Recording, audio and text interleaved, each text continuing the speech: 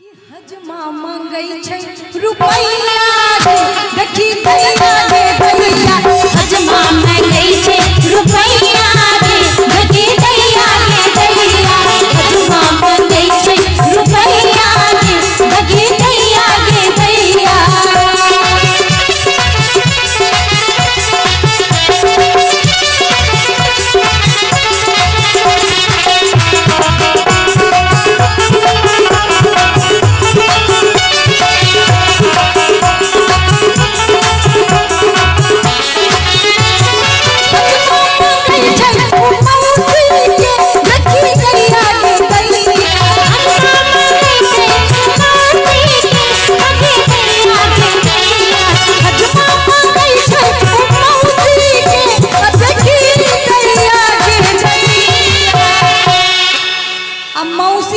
हजाम सरकार लोग चल जेथे तो मौसा जी केना रहथिन अकेले अकेले।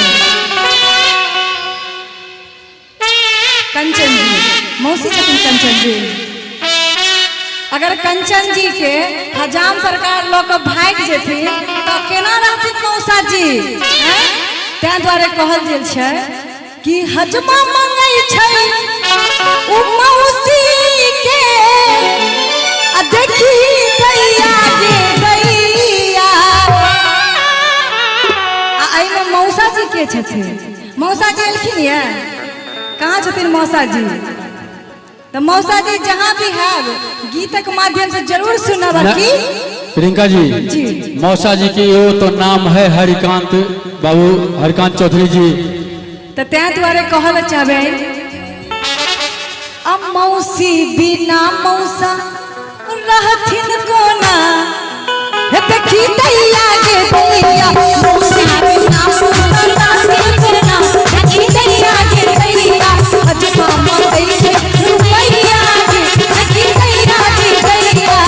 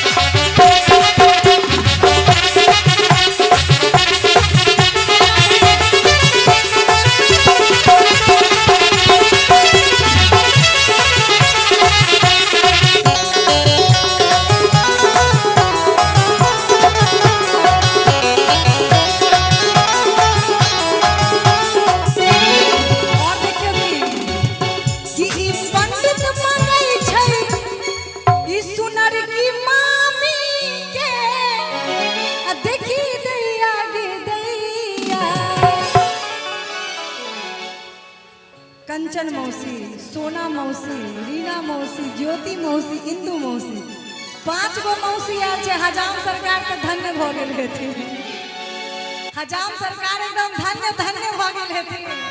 और कही लग चावन की हुनका से कि हजमा मंगई छै उ रीना मौसी के आ देखी दैया गे दैया।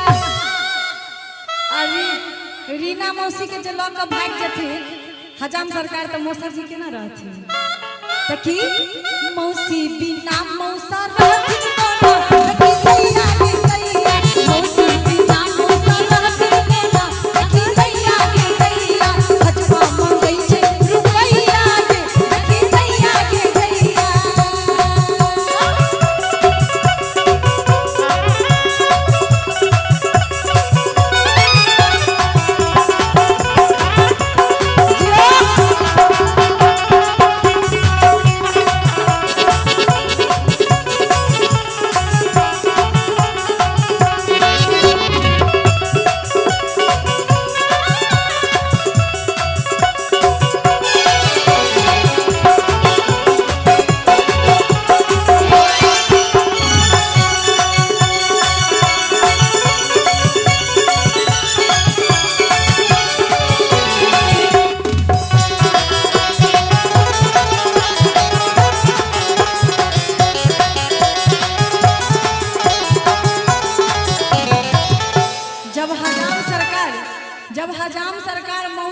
उनकर ध्यान गेले तब पंडित जी सोचला कि हम किया पीछे रहू।